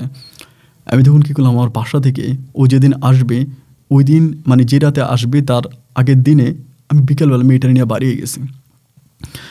মেয়েটার আমি মেরে ফেলবো, আমার এরকম একটা পরিকল্পনা, যে মেয়ের জন্য আমি আমার বউকে হারাই ফেলছি, এই মেয়েটার আমি বাঁচতে দিব না। আমি তখন এই মেয়েটারে নিয়ে ঘর থেকে বেরিয়ে গেছি, বাসা থেকে বেরিয়ে আমি তখন মেয়েটারে নিয়ে আমাদের মিরপুরের ওইদিকে চলে গেছি। আমাদের ওই আপনার চট্টগ্রামের ওইদিকে হালিশহর বলে একটা জায়গা আছে, ওইখানে চলে গেছি। আমার এক পরিচিত ভাইয়ের বাসা, ওইখানে গেছি, গিয়ে আমি ওইখানে মেয়েটারে রাখছি। তো এই যে জার্নিং করলাম, সিএনজি দিয়ে আসলাম, তারপরে দৌড়োদৌড়ি করলাম, মোটামুটি আমার মেয়েটা অনেকটা অসুস্থ হয়ে গেছে সে রাতে। ও তখন বাসায় আসছে কক্সবাজার থেকে, এসে আমার কল দিতেছে যে তুমি কই? আমি বললাম যে মেরে নিয়ে আসছি। পরে বলে মেরে নিয়ে কই গেছো?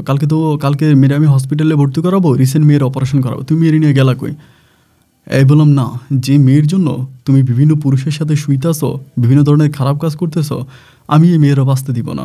যেরকম করে আমার ভাইরা হত্যা করছি, আমি এরকম করে মেয়েটারও হত্যা করবো। ও আমারে বলে দেখো তোমার পায়ে ধরে তুমি এই কাজটা করো না, আমার মেয়েটার জন্য আমি আমার জীবন যৌবন সব শেষ করে দিয়েছি, তোমার আল্লাহর দোহাই তুমি মেয়েটাকে নিয়ে আসো।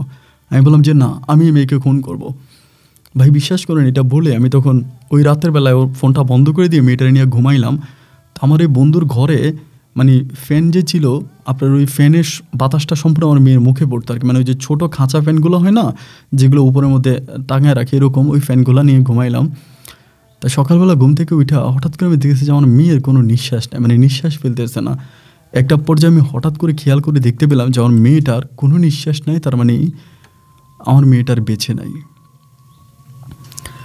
মেয়েটা বেঁচে নেই। এবং আমি তো আসলে মেয়েকে হত্যা করার জন্য আনি না, জাস্ট আমার বউর উপরে রাগ করে আমি মেয়েটাকে নিয়ে আসছি, যদি 3 দিন 4 দিন ধরে এই খারাপ কাজ করে আসছিস তোর একটা শিক্ষা দিব।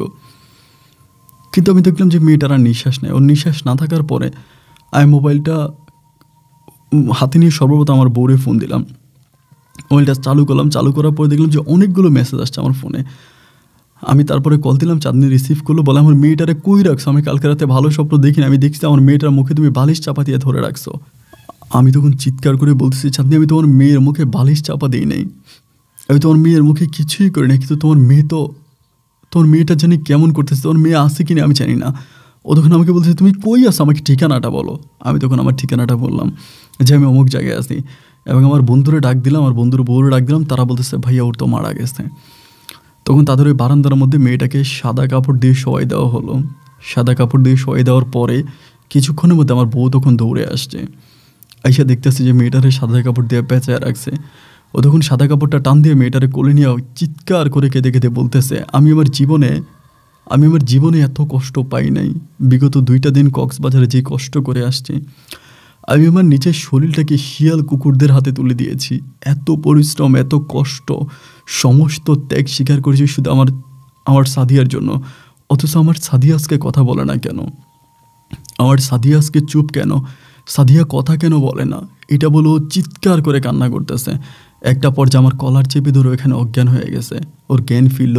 আমি তখন আমার মেয়েরে দাফন কাফন করানোর ব্যবস্থা করতেছি, দাফন কাফন করবো, আমার বন্ধুর ওইখানে মাটি দেওয়ার ব্যবস্থা করতেছি। এরই মাঝে হঠাৎ করে পুলিশ চলে আসছে।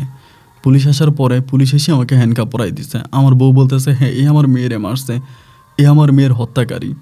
আমি আমার মেয়ের কবরে আর মাটি দিতে পারলাম না। আমার মেয়ের কবরে মাটি দিতে না পেরে আমাকে তখন চলে যেতে হলো থানাতে। আমার বউ তখন আমার মেয়েটারা নাকি দাফন করতে দিচ্ছিল না। আমার বউয়ের হাত পা বেঁধে তারপর আমার মেয়েটাকে নাকি দাফন করা হয়। আর মেয়েটাকে দাফন হয়ে গেল। আমি দীর্ঘ 1 বৎসর জেলে ছিলাম। 1 বৎসর পরে আমি আল্লাহর রহমতে জেল থেকে মুক্তি হই, জেল থেকে বের হই, এবং বের হওয়ার পরে আমি দেখতে পাই আমার বউটা মানসিক রোগী হয়ে গেছে। মানে এক কথায় যাকে মেন্টাল বলে, পাগল হয়ে গেছে, এবং সে গ্রামে আছে। আমি গ্রামে তাকে দেখার জন্য যাই, তার বাড়িতে তাকে দেখার জন্য গেলে পরে তার পরিবারের মানুষজন আমাকে খুব মারে। এবং জেল থেকে বের হওয়ার পরে যে জিনিসটা আমাকে সবচেয়ে বেশি কষ্ট দিয়ে জানতে পারি, আমার বাবা নাকি মারা গেছে। আমার মা তখন অনেক খারাপ অবস্থা। হ্যাঁ, আমি তখন মায়ের সাথে থাকতে শুরু করি, এবং আমাদের যে টুকিটাকি জায়গা সম্পত্তি আছে এগুলো চাষাবাদ করি। আম্মাকে নিয়ে আজকে প্রায় দীর্ঘ 7 থেকে 7.5 বৎসরের মতো আমি আছি। এবং আমার বউ একইভাবে পাশের গ্রামে পাগল, এখনও পরিপূর্ণভাবে পাগল। ও মাঝে মাঝে কবর করে নিজে নিজে মাটি দেয়, সবাই বলে মাটির নিচে আমার মেয়ে আছে, ওরে আমি উঠাবো। আমি মাঝে মাঝে উঁকি মেরে ওদের বাড়ির মধ্যে যে ওকে একটা পলক দেখার জন্য রাতের অন্ধকারে বা সেখানে যাই, দেখি যে ওরা ঘরের উঠানের ভিতরে বেঁধে রাখছে পরীর মতো একটা মেয়ে। চোখে না দেখলে কেউ বিশ্বাস করবে না। ওর চেহারা এতটাই মায়াবী, দেখতে এতটাই সুন্দর, এমন একটা মানুষ শিকলে বন্দি, মেনে নেওয়া যায় না। আমার দুর্ভাগ্য, আমার ভাগ্য হয়তো আমাকে এখানে এনে দাঁড় করিয়েছে। সবাই আমাকে বলে বিয়ে শাদী করেন, সংসার করেন। আমি বললাম কাকে আর বিয়ে করব, কিসের সংসার করব? জীবনে যে আঘাত পেয়েছি সে আঘাত শুকাতে শুকাতে হয়তো মরণের সময় ঘনিয়ে আসবে। আপন ভাই, জানি না কয়দিন বেঁচে থাকবো। এখন মনে হয় মৃত্যুটা খুব তাড়াতাড়ি আসলেই হয়তো বেঁচে যাই। এখনও গ্রামের সব মানুষ বলে আমার কারণেই নাকি আমাদের পরিবারটা ধ্বংস হয়ে গেছে। আমি আমার বড় ভাইকে হত্যা করার কারণেই আমাদের পরিবারটা শেষ, এবং আমি চাঁদনিকে পুনরায় বিয়ে করে চাঁদনির বাচ্চাটাকেও নাকি আমি মেরেছি। এখনও সবাই বলে আমি আমার সন্তানের হত্যাকারী। যাই হোক, সবার কথা আপনার কাছে বলতে চাই না, শুধু একটা কথাই বলতে চাই, আপন ভাই যে কষ্ট নিয়ে বেঁচে আছি সেই কষ্ট থেকে মুক্তি পাওয়ার একটাই রাস্তা, সেটা হচ্ছে মৃত্যু। আল্লাহকে বলেন আল্লাহ যেন আমাকে মৃত্যুটা দিয়ে দেয়, তবে আমি সব কষ্টের অবসান পাই। শুনেছিলাম ঘুম এমন একটা জিনিস যেটা ঘুমালে নাকি শরীরের ব্যথা আর মনের ব্যথা কোনো ব্যথায় থাকে না, সব ব্যথায় নাকি চলে যায়। আর সেই ঘুমটা যদি দীর্ঘস্থায়ী হয়, সারা জীবনের জন্য হয়, তাহলে আমার বুকের ব্যথা, শরীরের ব্যথা কোনোটাই থাকবে না। এই জন্য দীর্ঘ ঘুম আপনার কাছে প্রার্থনা করি। আপনি আমার জন্য দোয়া করেন যাতে আল্লাহ খুব তাড়াতাড়ি আমাকে লম্বা একটা ঘুমের ব্যবস্থা করে দেয়। আপন ভাই ভালো থাকেন। আসসালামু আলাইকুম।